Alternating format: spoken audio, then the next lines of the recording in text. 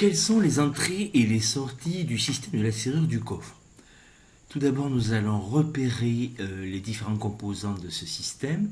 Nous avons ici un buzzer, 3 diodes et un servomoteur. Donc ces 4 éléments, servomoteur, les 3 diodes et le buzzer, sont des actionneurs. Ensuite, nous avons un bouton poussoir qui va permettre de valider les différents codes qui vont être tapés sur ces 8 petits boutons glissières qui sont en fait des capteurs, ainsi que le bouton poussoir. Et on a ici un autre interrupteur, un autre bouton glissière, qui est un autre capteur qui va nous permettre de se mettre soit en mode automatique, soit en mode configuration du code.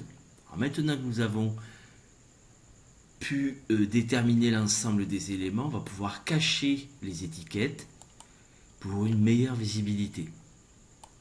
Je vais déplacer ici la maquette pour pouvoir déplier le programme. Donc le système de la serrure du coffre est bien évidemment programmé pour pouvoir fonctionner.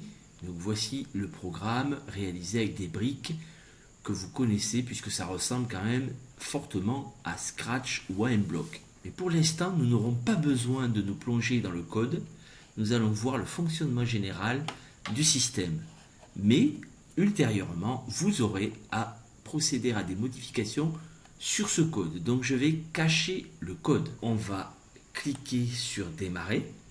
On lance le programme qui n'est pas visible, mais on a lancé le programme. Alors que voit-on? Ici, si mon interrupteur est à gauche, je suis en mode automatique. Ça veut dire que je vais utiliser le code qui est déjà dans le programme. Et je peux mettre mon interrupteur à droite et à ce moment-là, ça sera à moi à créer mon propre code. Donc là, ma serrure est déverrouillée, la diode verte est allumée. J'ai ce bouton poussoir là qui est à gauche, donc ça me permet d'utiliser le mode automatique. Alors qu'est-ce qui va se passer? Le fait d'avoir ce bouton à gauche, ça envoie une information au système. La carte Arduino analyse cette information et en fonction de cette information, que fait-elle? Ici, elle envoie un ordre à la diode verte de s'allumer. Si maintenant je valide le fait d'être en mode automatique, j'appuie sur le bouton poussoir. Cette information a été analysée par la carte Arduino et on a vu que 2 ordres ont été donnés. Un ordre ici a été donné au servomoteur d'effectuer un demi-tour pour verrouiller le système. Et on a vu qu'un ordre a été donné à la diode verte de s'éteindre. Ici, mon système est verrouillé. Donc là, mon système est verrouillé. Pour les besoins de la vidéo, j'ai programmé le code à l'intérieur du programme comme ceci. Chaque petit bouton glissière peut avoir 2 positions, soit on ou off. Quand il est sur on, c'est qu'il est à l'état élevé, c'est ce que l'on peut voir dans le programme, ce qui veut dire que c'est l'état 1. Et quand il est en off, c'est l'état faible, c'est ce que l'on voit dans le programme, ça veut dire 0. Donc j'ai programmé comme ceci le code. J'ai mis bouton 1 et bouton 2 à l'état faible, donc 0 et 0. Les boutons 3 et 4 à l'état élevé, 1 et 1, les boutons 1 et 2 à l'état faible et les boutons 3 et 4 à l'état élevé. Maintenant, je vais valider. Et qu'est-ce que je vois? Le programme est correct puisque ma serrure s'est déverrouillée et ma diode s'est allumée. Donc, qu'est-ce qui s'est passé? Chaque bouton glissière a envoyé une information qui a été stockée et analysée par la carte Arduino.